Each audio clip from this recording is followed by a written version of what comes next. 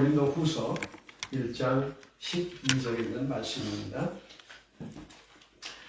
우리가 세상에서 특별히 너에게 대하여 하나님의 거룩함과, 거기 거룩함이라는 말에 여러분이 쓰실 수 있으면 단순함이라고도 가로 열고 써주시기 바랍니다. 단순함, 거룩함, 아니면 또 솔직함이라는 말도 되는데, 거룩함, 단순함, 그리고 진실함으로 써하되 육체의 지혜로 하지 아니하고 하나님의 은혜로 행함은 우리 양심의 증거하는 바니. 여기에 양심이라는 말에 여러분이 줄을 쳐주십시오. 하는 바니 이것이 우리의 자랑이라. 우리가 여기서 자랑이라는 건 그냥 proud 하는 말이 아니라 we are so glad, we are so joyful 이라는 그런 말입니다. enjoy 한다는 그런 말이죠. 자, 이제 I boast라는 말도 했는데 함께 기도하겠습니다. 거룩하신 하나님 감사합니다. 요한예술 목사님의 회심 이제 벌써 260년도 지난 그 회기를 우리가 오늘 기념하면서 또 이 말씀을 함께 봅니다. 하나님께서 이 말씀 위에 축복하시고 저희들 영혼 위에 하나님의 놀라우신 은혜가 넘치도록 축복하시기를 간절히 기도합니다. 그래서 성령님께서 직접 저희들에게 우리는 하나님의 자녀임을 증거해 주시고, 그래서 그 증거를 받은 우리의 영도 감동해서 우리의 말씀을 통한 양심을 통하여 아버지라고 하나님을 자신 있게 기쁘게 부르짖을 수 있는 저희가 되게 축복하여 주시옵소서. 아멘. 예수님의 이름으로 감사하며 간절히 기도합니다. 아멘. 아멘. 아멘. 예수 그리스도를 주로 믿는 사람들은 어둠 가운데 하지 않고 빛으로 행합니다. 믿으시죠? 아멘. 빛 가운데 행한다. 그래서 빛 가운데 하는 사람들이 어때요? 사람들이 보기에 빛 가운데 행하면 왜 흐린 날은 사람들이 얼굴이 좀 찌푸둥하잖아요. 근데 맑은 날은 보면 어떻게 그 찌푸둥하던 얼굴들이 펴지잖아요. 그래서 기쁘게 살아가게 되죠. 그래서 그리스도인들은 빛 가운데 살아가면서 기쁘게 살아가도록 되어 있습니다. 아멘. 기쁘게 사시는 여러분들이 되시기를 주의 이름으로 축원을 드립니다. 아멘. 사실은 이 말씀을 준비하면서 저도 때로는 기쁘지 않은 그런 순간이 있었기 때문에 야, 이걸 어떻게 전하지? 라고 했는데 사실 그게 우리 인간의 모습이기 때문에 더욱더 강조하기 위해서, 기쁘게 살기 위해서 이 말씀을 더욱더 천착하고 생각해야 된다라고 생각을 했습니다. 그래서 모래 위에 지은 집이 아닌 반석 위에 지은 집인 그러한 집을 지을 때 비로소 우리 속에 기쁨이 넘칠 수 있도록 우리는 이 말씀을 생각해야 되는데, 그런 기쁨이 어디에서 오는 것일까? 많은 사람들은 그리스도인의 기쁨을 가리켜서 영혼의 편안함, 고요함, 교회에 오면 편안하다 이래서 그렇게 말하는데, 사실은 사도 바울은 그것을 어떻게 표현을 했느냐 하면은 우리의 양심이 증언한다라고 그렇게 말을 합니다. 양심이 증언을 해서 기쁨을 표현을 해준다. 우리 양심이 증거를 우리에게 가져다 주기 때문에 그 증거 때문에 우리가 기뻐하는 거다. 이렇게 얘기를 합니다. 그래서 양심이 증언을 하기 때문에 기쁨이 넘친다. 이 세 가지를 얘기합니다. 양심이 증언을 해서 기쁨이 넘친다. 한번 따라해 볼까요? 양심이 증언해서 기쁨이 넘친다. 이렇게 말씀을 하고 있습니다. 자, 그러면 여러분들에게 양심이란 무엇인가? 이 말씀을 한번 생각해 보시길 바랍니다. 먼저 양심이라는 말을 보기 전에 저는 여러분들에게 다른 한 가지의 단어를 더 소개를 하고 있습니다. 그게 뭐냐 하면은 의식이라고 하는 단어입니다. 제가 여러분들에게 지난번에도 한 번 언제 말씀드린 것 같은데, 의식이라고 하는 단어와 양심이라고 하는 단어, 이 두 가지가 어떻게 구별이 되는 건지 잘 생각을 한번 해보시기 바랍니다. 의식이라는 말, 영어로 말하면 C-I-S-O-U-N-E-S-S, 좀 길죠? consciousness, consciousness 이거예요. 양심은 뭐냐면 S-C-I-E-N-C, conscience예요. 칸 같은데 그 다음부터는 칸시어스니스. 그러면서 우리가 이제 의식적으로 우리는 칸시어스 이렇게 말하거든요. 이게 형용사로 쓰면 칸시어스가 이렇게 써요. 이거는 이건 형용사고 이건 명사인데. 근데 영어 이거 칸시어스는요. 이 형용사가 어떻게 되냐면은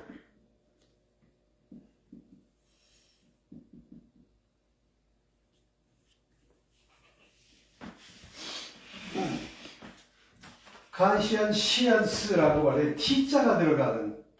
그래서 이거하고는 말이 조금 달라요. 어쨌든 칸시언스라고 하는 말하고 칸시어스니스라고 하는 이 두 단어가 다른 단어예요. 의식이라고 하는 게 뭐고 양심이라고 하는 건 뭘까? 한번 다시 물어볼게요. 의식이라고 하는 건 뭘까요? 의식.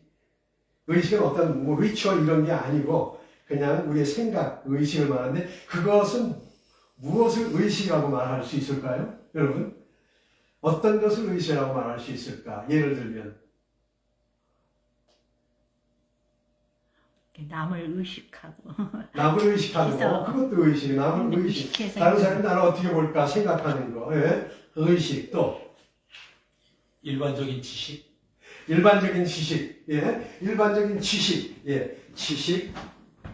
그 다음에 어떤 감정에서 나오는 의식, 지식, 또 아니면 또 어떤 옛날에 의식화 작업이라는 말을 여러분 많이 들으셨죠, 이제 민주주의에 사는 사람들이 말이야, 다른 사람을 생각하는 그런 여러 가지 의로움을 생각하지 못하고 의식 뭐 그런 게 있죠. 도덕? 그러니까 뭐예요? 신념. 예, 그래서 신념, 그러죠. 신념, 뭐 기준 이런 것들을 말하는데 이런 것들 다시 말하면 우리의 생각 속에 있는 움직이지는 않지만 우리의 생각으로 가지고 있는 것 말하자면 이것을 의식이라고 이야기를 할 수 있어요. 그런데 양심이라고 하는 건 의식이라고 하는 게 요만하다면 양심은 이만한 범위에 되어 있다고 생각할 수 있어요. 의식은 생각이라면 양심은 뭐냐면 의식을 포함해서 내가 행동까지 가는 것을 양심이라고 말하죠. 그러니까 양심적으로라고 말할 때, 야, 내가 양심적으로 말하지만 말이야, 내가 내 양심대로 말하지만 그건 틀렸어. 이렇게 말하죠. 그럴 때 그건 틀렸어라고 말하는 건 무엇이죠? 그 자체가 어떤 것을?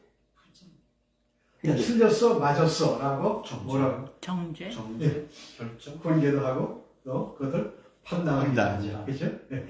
판단하는 거예요. 양심은 우리에게 판단하게 만들어요. 그렇죠? 네. 양심은 판단하게 만드는 거예요. 근데 의식은 우리의 생각이에요. 자, 근데 양심은 의식을 가지고 있어야 양심의 판단이 나오죠. 그죠? 의식이 없어버리면 양심이 안 되죠. 예. 근데 이것 때문에 수없이 많은 학자들이요, 책 많이 썼어요. 철학자들이요. 제가 여러분들에게 지금 의식이 뭐고 양식이 뭐냐라고 여쭤봤는데 대답 못하는 거 전혀 부끄러워하실 필요 없어요. 내가 1100년대에 스 토마스 아퀴나스의 그 책 속에서 이걸 봤는데 그 사람이 이 양심과 의식에 대해서 썼는데 학자들마다 말이 다 달라. 그러니까 말하기 쉽지 않은 거예요, 이게. 근데 성경적으로 볼 때는 의식이라고 하는 것은 어떤 사상, 생각, 체계를 한다면 양심하고 있는 사상, 체계를 움직이는 선한 판단이라고 말을 할 수 있다. 이렇게 여러분들에게 드릴 수 있습니다. 어쨌든. 자, 그래서 하나님은 우리를 의식을 가진 존재로 만드셨어요. 생각하는 존재로 만들었다, 이 말입니다. 그죠? 그래서 그런 그 의식을 우리에게 가지게 하셨는데, 그런 의식을 따라서 가는 것이 양심인데, 그래서 양심의 주된 원미는 변명하거나, 또 고발하거나, 어떤 것을 동의하고 승인하거나, 어떤 것을 부정하거나, 또 어떤 사람은, 야, 너는 죄가 있어 라고 정죄하거나, 어떤 사람은 너는 무죄야 라고 판결을 해주는 것, 또 판결하거나, 이런 것이 바로 양심이 그 역할을 하는 것이라고 말했습니다. 그래서 양심이라는 말을 그래도 쓰기 어려우니까 어떤 철학자는 이걸 뭐라고 말했냐면 도덕적 감각이라는 말로 한번 붙여서 moral sense. 그럼 조금 더 이야기가 쉽죠. 도덕적 감각 그러면 이거 판단하는 능력이구나. 근데 양심이라는 말이 하도 오래 쓰여졌고 그러니까 사람들이 새로운 단어인 뜻은 분명한데 그 단어를 쓰기를 싫어해서 도덕적 감각이라는 말은 별로 안 쓰고 양심이라는 단어를 지금도 많은 사람들이 그냥 쓰게 됐고 그리고 우리 기독교인들도 성경에는 양심이라는 단어를 이렇게 많이 썼어요. 사도 바울도 오늘 여기 있는 데를 나의 양심대로 그래서 자랑하노라 이렇게 썼죠. 그리고 사도 바울은요. 여러분이 사도행전 23장과 24장에 이제 제가 그래서 그때 양심 얘기를 했는데 거기서도 내가 그 양심대로 말한다. 그 왕 앞에 갔을 때, 총독 앞에 갔을 때 내가 양심대로 말한다. 이런 얘기를 많이 했거든요. 그가 가진 양심에 대한 이 이야기를 그가 옳고 그런 것을 인식하는 그런 양심을 자기가 가진 것대로 얘기를 한다. 그런 말입니다. 그러니까 문제는 뭐냐면 내가 양심껏 이야기한다라고 판단하는 게 중요할까요? 아니면 어떤 사람이 양심껏 판단하는 게 중요할까요? 아니면 그 양심의 판단의 기준이 되는 의식이 중요할까요? 다시 말할게요. 양심으로 판단하는 게 중요할까요? 아니면 판단의 기준이 중요할까요? 여러분이 어떤 판단을 한다 하십시다. 그러면 사람마다 판단이 어떻겠어요? 기준. 좀 다르죠. 기준이 다르죠. 그러면 중요한 건 기준이죠. 그죠?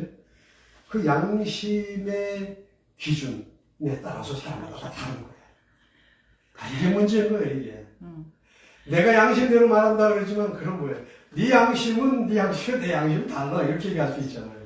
이게 문제인 거예요, 이게. 그러니까 오늘날 개인 간에 있어서도 문제지만 국가 안에서도 지금 문제가 많잖아요. 그죠? 법을 해석하는 데 있어서도 막 다르잖아요, 그냥. 그죠? 기준이 달라져 버리니까. 그죠? 그래서 사도 바울이 이 이야기를 썼어요. 로마서에서. 로마서 2장 14절과 15절에서 이런 말을 했어요. 이방인들의 양심과 진짜 믿는 그리스도인들의 양심이 다르다. 라고 얘기했어요. 그러니까 여러분들이 하나님을 믿는 양심은 하나님을 믿지 않는 사람들의 양심과 어때요? 달라야 돼요. 달라야 되고 달라요. 당연히 달라요. 어떻게 다른지 한번 보십시오. 누가 한번 로마서 2장 14절과 15절 한번 읽어보시기 바랍니다. 로마서 2장 14절 15절. 율법 없는 이방인이 본성으로 율법의 일을 행할 때는 이 사람은 율법이 없어도 자기가 자기에게 율법이 되나니 이런 이들은 그 양심이 증거가 되어 그 생각들이 서로 혹은 송사하며 혹은 변명하며 그 마음에 새긴 율법의 행위를 나타내느니라. 말이 조금 어렵죠. 네. 이거 새성경으로 누가 한번 나중에 보시면 되지. 이게 무슨 얘기냐면 이방 사람들은 판단의 기준이 뭐냐면 자기 마음에 들어있는 법이라는 거예요. 근데 그 마음에 들어있는 법은 언제 들어갔을까요? 한번 생각해 보세요. 인간의 마음 속에 법은 언제 들어갔을까요? 하나님이 창조하실 때 인간의 마음 속에 법을 넣어주셨어요. 율법을. 그죠? 그것을 인간이 잘 못 지키니까 십계명으로 법을 만들어주셨어요. 유대인들에게는 또 율법을. 그러니까 이방인들은 유대인의 율법은 몰라요. 근데 하나님이 주신 그 양심의 법은 자기 법은 알아요.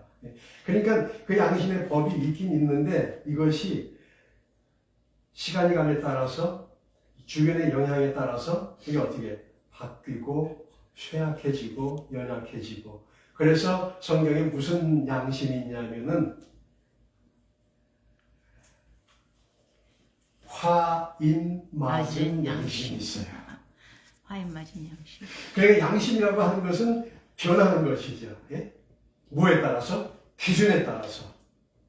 그러니까 정말 정직한 양심이 있는가 하면 부정직한 양심도 있어요.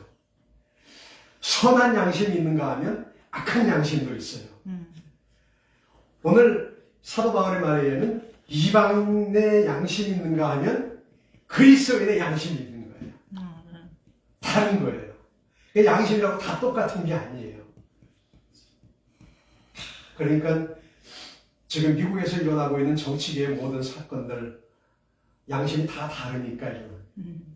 대한민국에서 대통령 선거를 앞두고 지금 일어나고 있는 많은 것들 다 양심이 달라서 일어나는 거예요. 그러나 기독교인의 양심의 기준은 하나예요. 성경 말씀. 그게 뭡니까? 하나님의 말씀. 말씀이에요. 그래서 우리는 무엇을 가져야 돼요? 어떤 지식을? 하나님의 말씀의 지식을 가져야 돼요. 하나님의 말씀으로 감정을 우리가 컨트롤하고 가져야 돼요. 하나님의 말씀에 대한 분명한 확신과 신념이 있어야 돼요. 하나님의 말씀이 우리의 기준인 거예요. 이런 의식이 우리 속에 있어요. 이게 기준인 거예요. 자, 그래서 성경 말씀은 그리스도인의 발의 등불이요 우리의 길의 빛이라. 시편 기자가 그렇게 얘기했죠. 예? 우리 성경이 바로 우리의 판단의 기준이다 이 말이죠. 그래서 기독교인들은 자기 양심이 아니라 누구의 어떤 양심이에요? 말씀이 주시는 양심. 말씀의 양심. 따라합시다. 말씀의 양심. 말씀의 양심. 말씀의 양심. 즉 성경이 기독교인의 양심을 인도하는 기준이 되는 겁니다. 그 기준에서 떨어질 때 우리는 뭐라고 말하죠? 그것을 죄라고 말하는 거죠.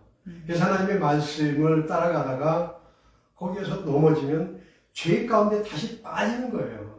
그 기준은 변하지 않는데 우리가 변하는 거죠. 근데 세상 사람들은 자기 양심이 왔다 갔다 하니까 난 죄 없어 이래버린 거죠. 자기 양심에 따라서. 그죠? 자기 양심에 따라서 아무리 큰 죄를 졌어도 아무리 엄청난 사기를 쳤어도 나는 국가를 위해서 일했어 이렇게 해버리면 그 자기 양심이라서 그런 거예요. 악한 양심인 거죠. 화인 맞은 양심이기 때문에 그렇게 되는 거죠. 성경을 따라가는 양심을 하나님을 향한 선한 양심이다. 성경은 그렇게 말씀을 하고 있습니다. 그래서 사도행전 23장 여기에 나는 오늘까지 범사의 양심을 따라 하나님을 섬겼다라고 했고 24장에는 하나님과 사람에 대하여 항상 양심에 거리낌 없이 했다라고 말하고 에베소 교회에서 떠날 적에도 나는 지금까지 너희들을 양심에 거리낌 없이 너희들을 가르쳤다 이렇게 얘기를 했습니다. 자, 그러면 양심이라고 하는 것을 어떻게 해야 우리가 제대로 가질 수 있는 양심을 가진 그렇게 하기 위해서는 어떻게 해야 되는가를 그냥 간단하게 세 가지로 보면 이런 얘기. 첫 번째는 성경을 제대로 알아야 돼요. 성경을 제대로 알지 못하면 판단이 그르쳐지게 되어 있습니다. 이해가 제대로 돼야지. 성경 말씀이 이해가 제대로 되어야 뜻을 제대로 행할 수 있습니다. 아멘. 같은 성경을 가지고도 하나님의 뜻과는 전혀 반대 방향으로 가르치는 사람들과 집단이 있어요. 그 집단을 뭐라 그러죠? 이단이라고 말하셨습니다. 그러니까 하나님의 말씀을 올바로 판단을 해야 돼요. 그것을 사도 바울은 요한일서 목사님은 뭐를 말하냐면 성령의 가르치심과 성령이 우리의 영에게 가르치시는 두 가지가 증거가 돼야 된다. 그러니까 성령께서 주시고 우리의 영이 고백해서 하나님을 아버지라 부르시게 된다는 그 영, 그 양심이 하나님의 말씀을 보아야 한다라고 하는 말씀입니다. 하나님의 말씀을 온전하게 볼 수 있도록 돼야 되죠. 그다음에 두 번째로는 내가 누구인지를 알아야 돼요. 내가 내 생활 방식과 내 외적 성품과 내 본질, 기질이 어떤 것인지를 내가 잘 알아야 돼. 성경 말씀은 아는데, 그래서 성경 말씀을 가진 양심을 아는데, 나는 항상 그것처럼 행하는 것처럼 착각하면 이 온전한 양심으로 살아갈 수 없는 거죠. 그죠? 그래서 교회 안에서 우리가 위선의 행동들을 우리가 많이 볼 수 있게 되고, 그런 마음들을 우리 자신들을 생각하지 못하기 때문에. 그러니까, 나는 죄인이로다. 사도바울이 그런 얘기를 했죠. 나는 죄인의 괴수로다. 왜? 그의 마음속에는 하나님의 성령께서 주시는 선한 양심으로 그걸 보기 때문에 그와 같은 얘기를 한 거죠. 그래서 마지막 세 번째로는 선한 양심으로 우리가 하려면 생각이 일치해야 돼. 하나님의 말씀과 우리의 삶이 일치해야 돼. 말씀을 올바로 이해하고 내 자신을 분명하게 볼 줄 알아야 하고 그래서 하나님 말씀과 일치할 수 있도록 그래서 그거에 동의한다고 하는 내적인 의식에 동의가 있어야 돼. 내 의식에. 내적 의식. 그죠? internal consciousness에 동의가 이루어져야 어그리 해야 되는 것이 있어야 된다. 그런 말입니다. 이렇게 하나님의 선한 양심을 가지고 있다면 그 다음에 더 중요한 것은 그게 바로 예수 그리스도의 반석 위에 서워져 있느냐는 즉 다시 말하면 내가 정말 믿음을 가지고 있느냐라고 합니다. 이게 다 이제 하나의 묶음이죠. 믿음의 반석 위에 서워져 있는 그 선한 의식, 올바른 의식, 다시 말하면 나와 하나님의 말씀을 볼 줄 아는 의식, 그것을 가지고 하는 판단, 그것이 선한 양심이라는 말입니다. 좀 복잡한 말을 좀 이렇게 양해서 해설을 어느 정도 했어요. 이게 요한의성 목사님이 지난주 묵상에서 말씀하시고자 했던 내용이에요.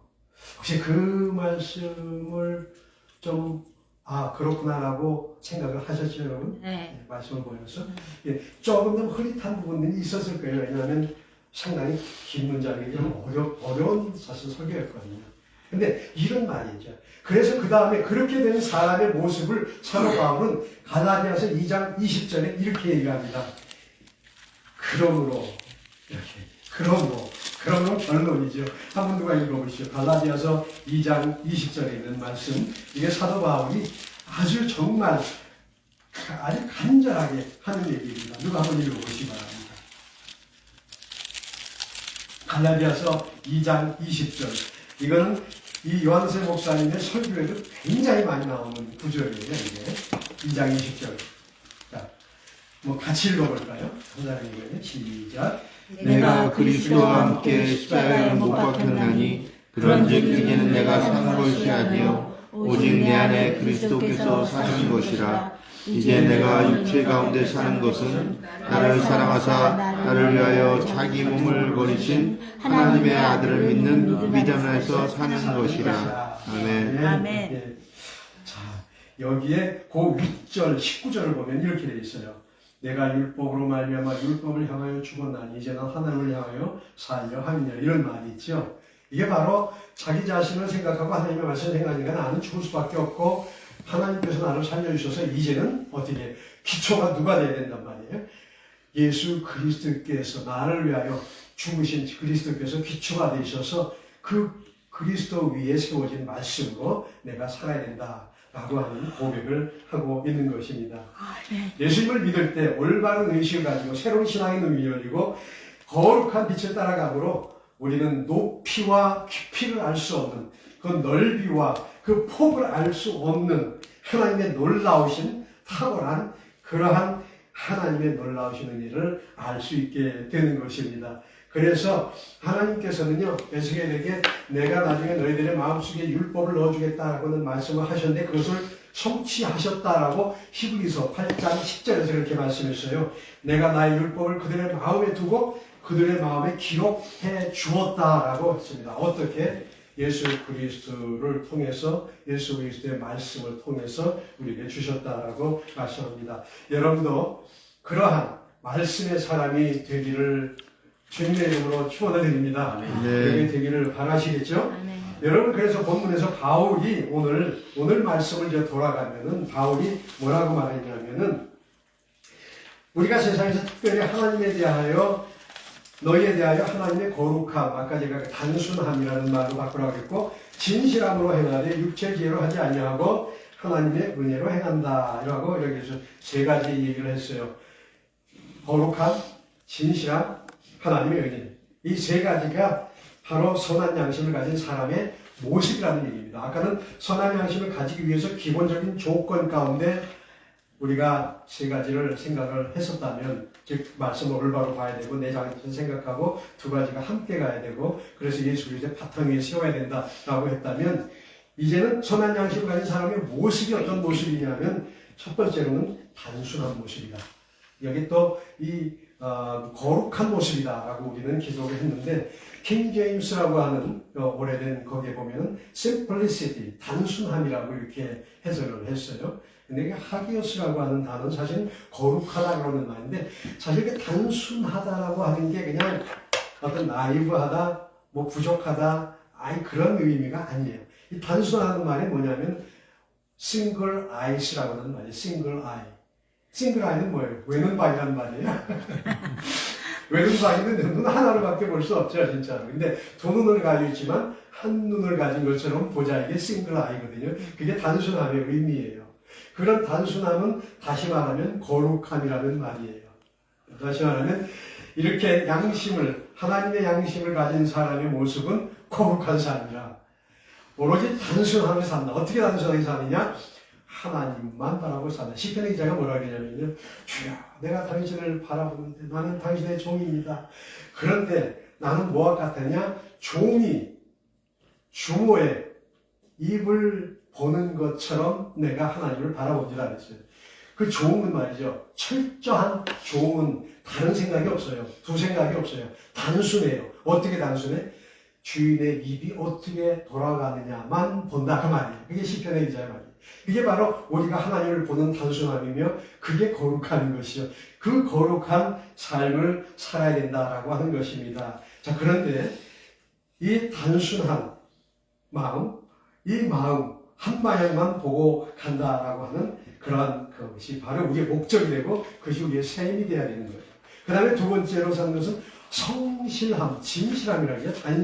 단순함과 성실함, 진실함으로 하되라고 했어요. 진실함이라고 하는 것, 자, 그러면 단순함이란 뭐냐 하면은 내 의도예요. 내가 이 의도. 내가 이렇게 의도합니다. 라고 하는 게 그게 단순한 거예요. 성실함은 뭐냐면 그 의도를 행하는 게 성실한 거예요. 그죠? 그러니까 하나님의 뜻이 무엇인지 알고 그 다음에 행하는 게 성실함이죠.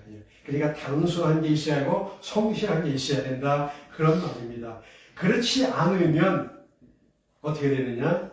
그냥 세상처럼 살아가게 되는 거죠. 그런데 단순하고 성실하게 사는 사람들은 정말 하나님의 뜻 가운데 귀하게 여겨짐을 받지만 그렇지 않은 것은 찢기와 같이 버려짐을 받게 된다. 그런 말입니다. 찢기와 같이 버려지게 된다. 그 다음에 마지막으로 육신의 지혜로 행하지 아니하고 하나님의 은혜로 행한다. 그러니까 이제 단순한 사람의 모습이 나오는 거예요. 만약에 그 양심을 가진 행하는 사람의 모습이 어떻게 나오냐? 단순해야 하고 거룩한 판이죠. 성실해야 하고 하나님의 은혜대로 세상대로 가지 않는다라고 하는 거예요. 그러면 그것을 어디서 그렇게 해야 돼요? 교회에서만 그렇게 해야 돼요? 아니요. 어디서? 사도 바울이 뭐라고 했냐면요. 내가 이 세상에서 행함은 이렇게 얘기했어요. 아멘. 내가 세상에서 행함은 세상이란 말이 뭡니까? 사회. 하나님이 세상을 이처럼 사랑하사 그 세상은 무슨 세상이에요? 선한 사람들만 있는 교회예요? 아니요. 아니죠. 모든 악한 마귀가 득실거리는 그치? 악한 세력이 득실거리는 그 세상에서 내가 행함은 사도 바울이 그렇게 말하는 거야. 그렇게 그 속에서 어떻게 행하요? 단순하고 성실하고 세상의 지혜가 아닌 하나님의 지혜로 행하게 된다. 이게 바로 선한 양심의 사람의 모습이라 그런 얘기죠. 그래서 사도 바울은 그런 모습을 우리에게 보여줬던 거죠. 어떻게? 사람들이 핍박하고 어려움 갖다 주고 그렇죠? 그러니까 편안할 때만 하나님의 양심이 있는 게 아니에요.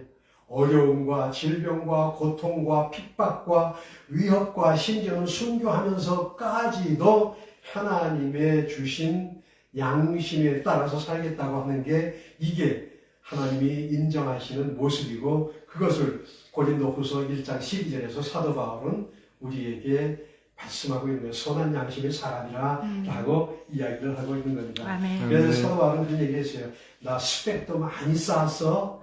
공부도 많이 했어. 나 가문도 좋아. 나는 아주 펄펄하게 튀는 청년이야. 그리고 말이야 나는 최고의 대학 나왔어. 가말리엘 대학 나왔다고. 이렇게 얘기를 해요. 왜? 유대인들이 하는 걸 자랑하니까. 그런데 알고 보니까 그것 가지고는 도저히 정말 양심, 하나님의 진정한 양심이 주는 그 삶이 아니더라. 거기에 미치지 못하더라. 그런 얘기를 한 거예요. 아멘. 그러니까 나는 율법 중에 율법이요, 바리새인 중에 바리새인이요, 율법으로는 흠이 없는 자요라고 말했는데 그거 행해도 그리스도 안에 있는 그것에 나는 미치지 못하더라 라고 해서 빌립보서에서 뭐라고 말하냐면은 내가 사랑하는 것, 자랑하는 것, 이것을 다 오물과 찌꺼기로, 내 말을 고상하게 해서 오물이지 사실은 뭐예요? 똥이라는 말이야. 성경에는 똥처럼 여긴다라고 얘기를 했어요. 내가 지금까지 자랑하는 모든 것, 가문, 공부한 것, 다 이게 정말 배설물처럼 여긴다 라고 그렇게 얘기를 하면서 뭔 말이야? 오로지 그리스도 예수 아는 지식만이 고상한 것을 내가 알고 그래서 그걸 따라 살아간다 라고 이야기를 했었던 것입니다. 하나님의 은혜로 용서하시는 사랑이 우리의 영혼에 나타나자마자 뒤이어서 나타나는 그 능력, 그것이 뭐냐면 바로 영적인 은사이고 그것을 이어가는 것이 바로 선한 양심이라고 하는 것입니다. 그래서 그로 인해서 육신의 지혜로는 결코 가질 수 없는 양심의 증언을 가지고 있으며 그래서 경건하고 성실한 삶, 거룩하고 단순하고 성실한 삶을 살아갈 수가 있습니다. 그러면서 사도 바울은 뭐냐면 이것이 나의 기쁨의 근원이다. 아멘. 이것이 나의 찬송이요 이것이 나의 간증세라고 하는 게 이제 기쁨의 찬송이 그래서 거기서 흘러나오는 거라 그런 말씀한 겁니다. 그래서 여러분 속에 내 영혼이 주를 찬양하며 주 안에서 기뻐하도다 이런 찬양이 하나님의 말씀을 읽을 때 그것을 볼 때 흘러나오기를 주의 이름으로 축원을 드립니다. 우리 안에서 그 능력으로 서 있게 돼서 지금 내가 기뻐합니다. 내가 기뻐하는 것은 어린 양의 피가 나를 사셨다고 하는 그 영이 나에게 증거하시기 때문에 그래서 나는 기뻐하는 것입니다. 그래서 이처럼 성령님이 내 양심에게 증언하는 것을 알고 있습니다. 지금까지 여러분들이 묵상을 하면서 두 가지 증인들을 계속 보셨어요. 성령의 증인, 성령의 증거, 그 다음에 내 영의 증거, 이 두 가지를 다 보셨는데 성령의 증거는 우리에게 믿고자 하는 그 마음을 알고 세례받을 때 우리가 고백한 거거든요. 그런데 내 마음의 증거는요, 시간이 가면서 점점점 내 속에 있는 세상적인 양심이, 세속적인 양심이, 내 이기적인 양심이 없어져 버리고 선한 양심으로 자리를 채우게 되면서 그리스도 안에서 기초가 돼서 그래서 그것이 세워져 가게 되어 있는 것이라는 말씀입니다. 그래서 내가 모든 악을 볼 때 뱀의 얼굴을 보듯이 멀리하고 도망가는 그런 모습이라. 그러면서 그리스도인의 기쁨이 있다라고 하네. 그 기쁨은 그냥 단순한 기쁨이 아닌 거죠. 그 기쁨은요, 그냥 뭐 내가 돈을 많이 벌었을 때 또는 무슨 병들었다가 고침을 받았을 때 이거 다 기쁜 거죠. 다 기쁘지만 그런 기쁨 이상의 기쁨을 가진다라고 사도 바울이 그렇게 얘기하는 거죠. 그래서 모든 것을 다 배설물처럼 여긴다라고 말합니다. 이건 사실 이렇게 잘 이렇게 보면 사도 바울이 거룩함으로 가는 여정을 얘기한 거죠. 이것을 또 웨슬리 목사님은 sanctifying grace, 즉 거룩함의 은혜. 여러분들에게 prevenient grace, 즉 예정적인 은혜, 그 다음에 saving grace, 구속해 주시는 은혜, 그 다음에는 거룩하게 하시는 은혜, 그리고 그리스도인의 완전, 이렇게 간다고 말씀을 드렸죠. 그러니까 이게 다 그거하고 성경적으로 다 맞는 말씀인 거예요. 그러니까 우리가 예수 그리스도를 믿고 세례받았다 그래서 구원받으면 구원의 시작인 거지 그게 완성이 아니라는 얘기예요. 그런데 잘못 사람들이 알고 있는 게 뭐냐면 세례 딱 받으면 끝! 완성! 이렇게 됐다고 착각하는 게 문제란 말이에요. 사도 바울은 그렇게 얘기하지 않고 있는 거예요. 하나님의 양심으로 말씀이 하나님이 주시는 성령이 주시는 증거하시는 양심으로 우리가 있어야 된다라고 하는 거예요. 진정. 그래서 어떤 사람들은 세례 받고 나서도 내가 구원 받았나 못 받았나 이런 말을 가끔 하는 사람들이 있죠. 왜요? 사도 바울이 말하자면 그거잖아요. 성령의 증거와 내 자신의 영적인 증거가 있어서 내가 뭐라고 고백한다고요? 내가 하나님을 뭐라고? 아빠! 아버지라고 고백한다 그런 거 아니에요. 그거예요. 성령께서 내 영에 증거해 주시면 곧장 그렇게 할 수도 있지만 시간이 가면서 나오는 수도 있단 말이에요. 알겠죠? 자, 그렇기 때문에 세상에 오물같이 끼로 취급됐던 사람들이지만 그리스도인이 되는 사람들은 그런 기쁨을 가지고 살게 됩니다. 자, 그래서 그 그리스도인의 기쁨은 자연적인 것에서 나오는 것이 아니라 영적인 것에서 나오는 것이고, 그 다음에 그리스도인의 기쁨은 선악을 분별할 줄 아는 데서 나오는 것이다. 선악을 분별할 줄 아는 것. 그 다음에 세 번째로는 무감각한 양심이 아닌 잠에서 깨어난 하나님 말씀 안에서 양심이 깨어나는 것이라 말입니다. 결론적으로 말하면 그리스도인의 기쁨은 어디에서 오느냐? 순종하는 데서 오는 말입니다. 하나님의 말씀을 순종하는 데서 오는 것이 여러분의 기쁨이 되기를 주의 이름으로 축원을 드립니다. 하나님의 말씀 안에서요.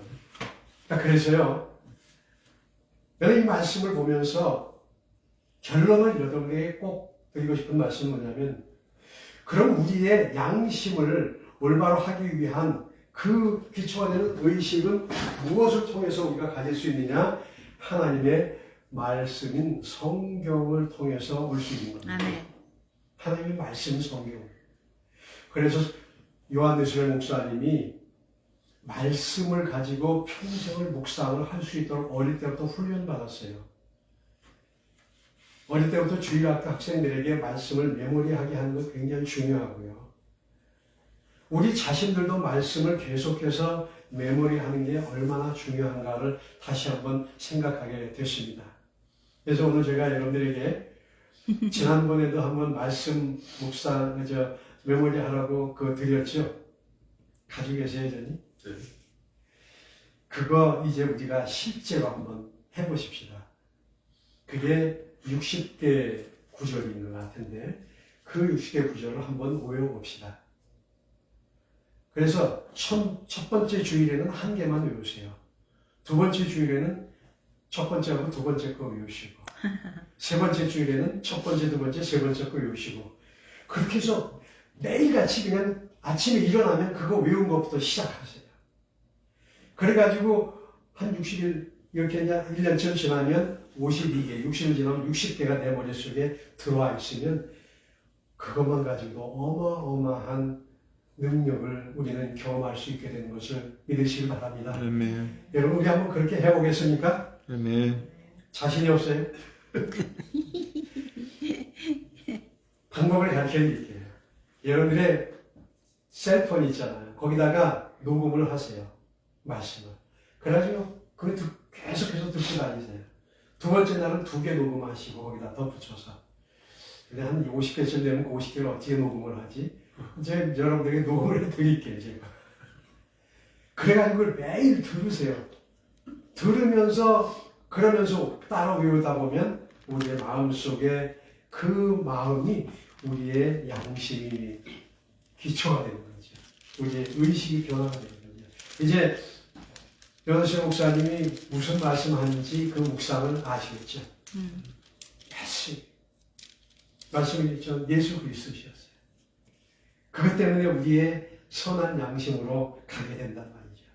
그렇게 될 때 우리는 무엇을 느끼냐? 기쁨을 살 수 있다. 기쁨으로 살 수 있다. 하나님의 기쁨으로 살 수 있는 여러분과 제가 되기를 주님의 이름으로 축원을 드립니다. 아멘. 기도하겠습니다.